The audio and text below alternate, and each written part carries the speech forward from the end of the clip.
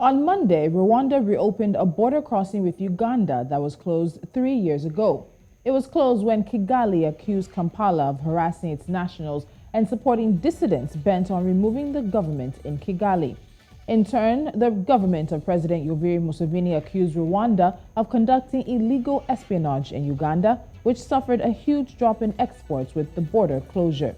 Officials from both sides have praised the reopening, which allows a resumption of trade and some people to move back and forth. But the comments of a Rwandan government spokesperson to Rwandan television on Sunday signaled that the animosity may still be lingering. The border closure in March 2019 had severely disrupted trade links in the region.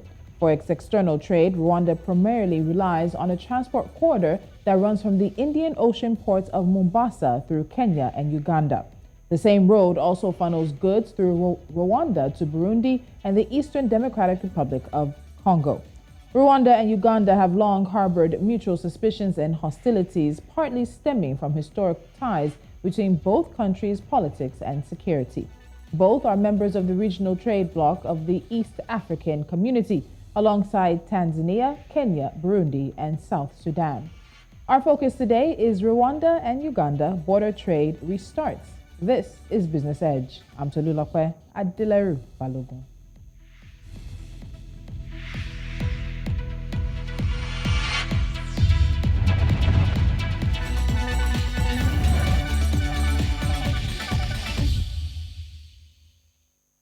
Joining me from Nairobi, Kenya is Professor X N Iraki. He's a faculty member for the Business and Management Science Faculty of the University of Nairobi. He's also a columnist with The Standard in Kenya. Professor Iraki, thank you so much for joining me on Business Edge. Welcome to the show.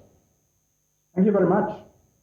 So let's go straight into it. So this border closure that unfortunately seemed to affect Uganda a bit more than Rwanda has been on for 3 years, and now the border is open. So let's look at how important that particular border was to economic activities in the area. Help us break that down. Let me start by saying I've been to both countries. I've been to Rwanda, I've been to Uganda. And in addition to that, they are members of East African Community, and Kenya is a member of that. And the first thing that surprised me is that a border can be crossed that long. If you study economics, one thing is always obvious. You trade more with your neighbors. So it's very surprising that two neighbors can keep a border crossed that long. The bad thing is both countries are losers. If you cross the border, you stop trade through it. And trade is always two-way. And if you look at the trade between two countries, it is almost balanced. So the loss for two countries is almost the same. And it is unfortunate that we can bring political differences to make them economic differences. So it was not a good decision, but I'm very happy that the two countries have opened the borders so that trade can flow between the two countries, create jobs in two countries, and it has a ripple effect in the neighboring countries. Because some of the trade between Uganda and Rwanda, as you mentioned, goes to Democratic Republic of Congo, goes to Kenya, goes to Uganda. So the opening of that border is not just about the two countries, but about the whole of East Africa. Mm-hmm. So looking at how long-standing the issues between Rwanda and Uganda have been, do you think that the closing of the border simply was about the allegations that each country had leveled against the other, or was there something a bit more to it, given again how long the border was actually closed? I think it was more than each country suspecting the other of harboring rebels or involving itself in espionage. Because if you look at the two countries, we have two leaders that are very familiar with each other. General Kagame, President Museveni have known each other for years. So if they know each other that much, we would have expected them to be more friendly, to trade, to inter-border trade. So it was very surprising for anybody to start saying that, it was very surprising for the two leaders to close the borders because they are friends. They have known each other since they went bush to move the leaders that were there before them. So I think it's not just about trade. It's probably about the two countries, the two leaders suspecting of each other. In my opinion, it's probably because they are too familiar with each other. Maybe if you are not that familiar, they will not be crossing the border. So it's not just about the trade. Okay, so a lot of people actually believe it's Uganda that actually bore the brunt of most of this closure, given that their trade to Rwanda dwindled down to $2 million from about $200 million in 2018. So let's look at the individual consequences. You've said that you believe that both countries face the consequences of this decision, but it might just be that the ramifications were slightly different in dimension. So let's look first at Uganda. What were the consequences of this three-year border closure to Uganda? Or rather, I beg your pardon, 2 year. I think the reason why Uganda appears to have lost more is because a bigger economy compared with Rwanda. So if there are any economic ramifications, then the bigger country always suffer more. If you look at Uganda, they export a lot of goods to Rwanda, and Rwanda does the same. So because of the size of the economy, I think that's the reason why Uganda suffered more than Rwanda. Remember that if you look at Uganda, they have Kenya to the east. A lot of trade. In fact, Uganda is one of Kenya's leading countries, one of the leading partners. If you look at Rwanda, they have Burundi to the other side, Congo to the other side, and Tanzania to the other side. So I think Uganda suffered because of bigger economy, not because it was supposed to suffer. Okay, interesting enough. So you also mentioned, of course, as I said earlier, both of them are members of the East African community, the regional bloc that involves other states as well. And that particular border is also a thorough way for not just Rwandans and Uganda. So let's look at the larger regional implications that the border closure had over the past 3 years. What were the regional implications for this border closure, and how did the EAC attempt to even come into this conversation and sort of help the two countries to reach some kind of resolution? It was actually very surprising to me that a border can be closed for close to 3 years when all the two countries are members of the East African community. So they should have sat on a table, talked to each other to make sure that the border is open as soon as possible. Now let's look at the regional ramifications. If that border can be closed that long, then we start wondering if two other countries have a border dispute, will it be closed for that long? And one of the purposes of the East African community, one of the reasons why this bloc came into being, is to facilitate trade. So I think it's also a failure of the East African community to allow a border to be closed that long. Now let's think further. As we talk, Democratic Republic of Congo is joining the East African community, going to be one of the new members. So we're not setting a very good example by having two countries who are members of the same economic bloc crossing the borders. It's like having two members of the family fighting each other, which is not very fair. So I think we have not used the East African community protocols to make sure that the borders are open, the borders remain closed, and as much trade as possible flow between the two countries. And that's not just between Uganda and Rwanda. Even the other East African countries, we should make sure that as much trade as possible flow between the borders. That was one of the objectives of the East African community, and the small dispute between two countries should not stop the broad objective of the East African community. Very true. So we'll get into that a bit more, because we also had some border closures on our side of the continent in recent times. And then many people are concerned with how African countries are still using this as a tool, even though the African Continental Free Trade Area Agreement is all about open borders and trade. So before we get into a break that will get into that, the border is now reopened 3 years later. Are there diplomatic conversations that have been had? Have the issues raised by the two countries been addressed? What has led to the border now being reopened? I think, in my opinion, the two countries have realized that they are losing more than they are gaining by crossing the border. And it's not just about trade. I'm actually very surprised that if you go to Rwanda, if you go to Uganda and across the border, the people on the border speak the same language. They intermarry with one another. Not just today, but for a very long time. So why should people who are so close to each other start crossing the border? So I think the two countries have realized that there's a very big loss economically, there's a very big loss culturally, and even when you look at it at the global scale, it reflects very badly of the two countries. I've been to the US, and I'm always surprised that I see Canadians working in the US, sleeping in Canada, or US or Americans sleeping in Canada, working in the other country. So it is always very important that you trade more with your neighbors. You're not going anywhere, you're not going anywhere. So it must be a lesson for the two countries. It must be a lesson for the East African countries. It must be a lesson for the rest of Africa, that we must trade with our borders, we must trade with our neighbors, because they are always the first people to rescue us in the case of an economic meltdown. And nothing indicated that better than COVID. Okay. All right, Professor Iraki, please hold on. When we come back, we'll get into that conversation about how we are still seeing border closures being used as political or economic tools here on the continent and what it means in the context of the new free trade agreement. You're watching Business Edge, and just on January the 31st, Monday, Rwanda and Uganda reopened a border that had been closed for 3 years. Many are celebrating the decision, but there are still conversations and questions to be asked as to why this remains a tool that's being used by African countries. The conversation continues after this.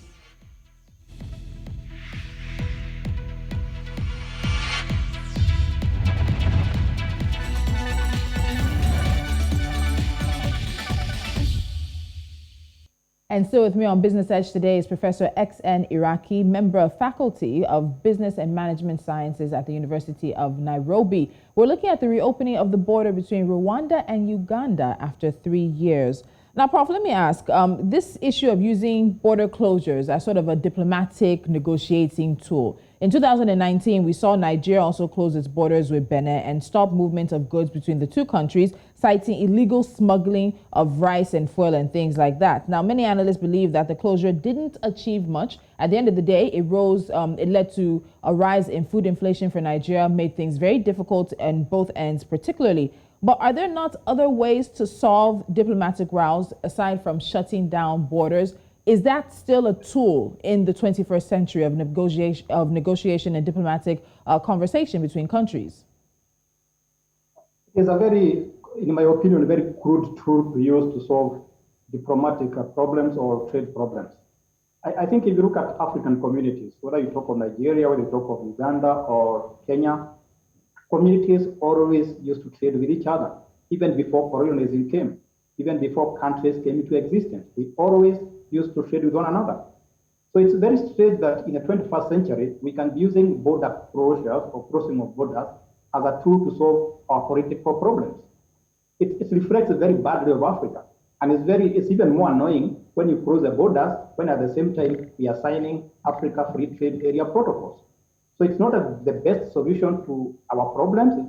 We need to come up with alternatives. That's why we have ECOWAS. That's why we have the East African Community. That's why we have SADC, supernatural organizations that we can refer to in case of any border disputes. And let's tell the truth. It's not the Nigerian president or the Benin president or the Rwandese president or Uganda president who suffers when you cross the border. It is ordinary people like you and me who suffer when jobs are lost, when trade is stopped, when certain commodities become more expensive. So let's use more methods of solving such diplomatic laws, like using the big bodies like the African Community or ECOWAS and so on, not crossing the border. That is old-fashioned. So I like the fact that you said it's old-fashioned and for you it's a crude tool. So let's expatiate a bit more. For Rwanda, with some of the allegations leveled against Uganda, what would you expect of Rwanda in terms of trying to press home how important or how crucial those allegations they laid against Uganda was? What tools did you expect them to use? Was it to go to the courts, as you said? Was it to lay a complaint? What would have been the consequences of that? I am almost sure that if you look at ECOWAS or East African Community or even about like World Trade Organizations, there are ways of solving trade disputes.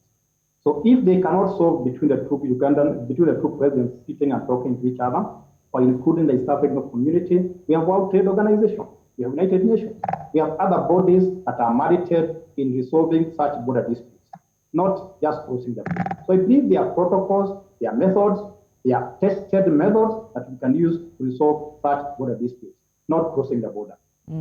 So the closure of the border between Rwanda and Uganda, the closure of the border between Nigeria and Benin have led many people to question how sincere African countries are that are signatories to the African Continental Free Trade Area Agreement. And people have asked, is the agreement of any value when in the 21st century, in the time that we're leading up to ratifying the convention, we are still seeing African countries use border closure? So what would you say to that? Is the agreement of value, or is there a sincerity? Let me ask that rather. Is there a sincerity with African countries to really open trade, make sure borders are open, and be able to ensure that people, goods, and services are able to move around the continent as freely as the agreement envisions?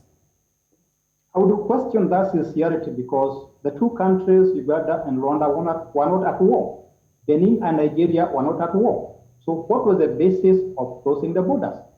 And if you can cross the borders when there's no war, when there's no fighting when there's no fighting between two countries, then everybody in Africa and beyond is asking that basic question. Are we sincere when we talk of Africa free trading? I think we need to be more sincere, but whatever we say we are going to do, we do it. And I want to give an example of why that crossing of border was very annoying. Remember that Africa and the rest of the countries have been suffering from COVID. And what we found is that when there's a crisis like COVID, you benefit more when you are trading with your neighbors, because they are closer. They have short supply chains. Instead of getting something from China or the European Union, you can get it from your neighboring countries, which is much cheaper, which costs less and takes less time. So I think we need to go beyond crossing borders and we start actualizing the dream of Africa free trade area. We need to see Africa trade more among them, the Africans trade more among themselves. Because before we go to the other countries, European Union, China, and so on, we need to trade with each other. We have always said in Kenya and beyond that charity begins at home. And we must do that using trade. Okay, so if you say that you believe there's some form of a lack of sincerity, what then do you expect to see countries like Rwanda, Uganda, Nigeria that have utilized this tool of a border closure do in order to ensure that people believe that countries are sincere in following through with the tenets and the protocols that are behind something like the African Continental Free Trade Area? I think what Uganda and Rwanda have done is the right thing. Let the presidents, let the two matter come together, resolve those issues diplomatically. Let Nigeria and Benin come together, resolve those issues diplomatically, not crossing the border. So we have African Union. As African Union come to resolving the border between Benin and Nigeria, between Rwanda and Uganda. We have bodies that are formed in Africa, that are formed beyond Africa, that can help us facilitate or make sure that such problems are resolved, such diplomatic or trade laws are resolved. So one of the ways to make sure that we resolve this problem is if we cannot solve the problem together, we can call the big bodies, the African community, the African Union. They can help us resolve this problem. Because the trade dispute between two countries goes beyond the two countries. It affects other countries. And therefore, it is important to involve more than one country in resolving such trade disputes. And other countries do the same. Yes, European Union has countries that have disputes. Asian countries have disputes. They don't close the border. They sit together and negotiate and come up with a There's no reason we cannot do the same.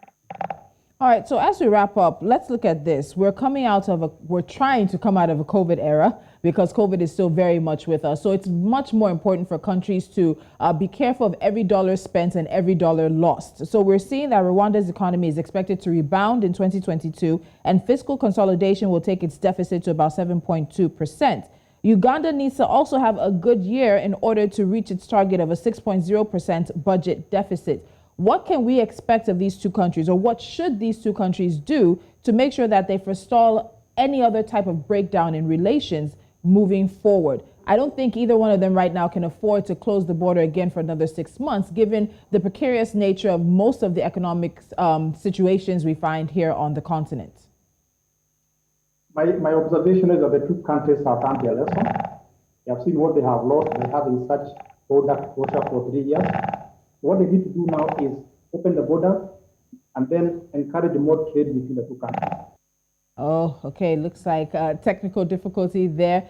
Trying to wrap up the conversation with Professor X N Iraki as we look at the border between Uganda and Rwanda reopening on Monday, January the 31st. Now, this border had been closed for the past 3 years, and it was closed primarily because of allegations both countries had levied against each other. Rwanda accused Kampala of harassing its nationals and also supporting dissidents bent on removing the government in Kigali. And on the other side of that equation, the government in Kampala said that Rwanda was conducting illegal espionage in Uganda. Both countries did suffer, as Prof made points, and at the end of the day, it was the citizens of the country that also suffered as well. Unfortunately, not able to get Prof back as we're wrapping things up, but trying to see what to do, what Uganda and Rwanda can do to ensure that there's no future breakdown of relationships, particularly economic, between the two countries. I do believe he's back, so let's see if we can get Prof to just wrap up his final thoughts on that. Professor Iraki, are you with me?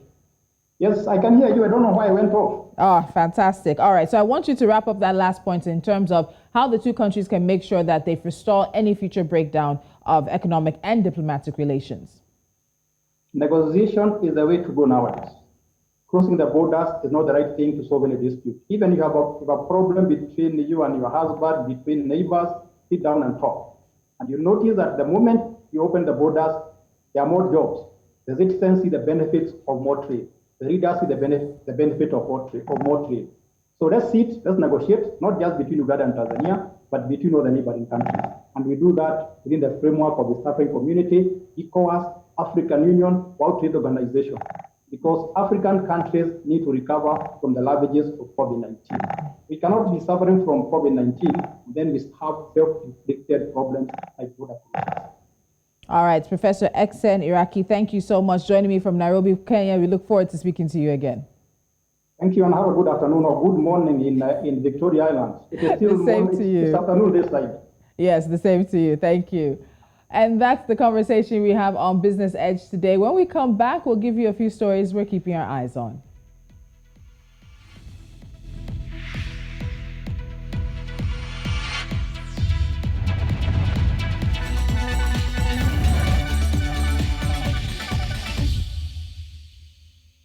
And it's time now for NC4 to watch, and oil continues to dominate the stories we're keeping our eyes on. Now, oil prices climbed on Tuesday, hovering near 7-year highs. This is based on expectations that a limited production increase by major oil producers and a solid post-pandemic recovery in fuel demand will keep a tight supply condition.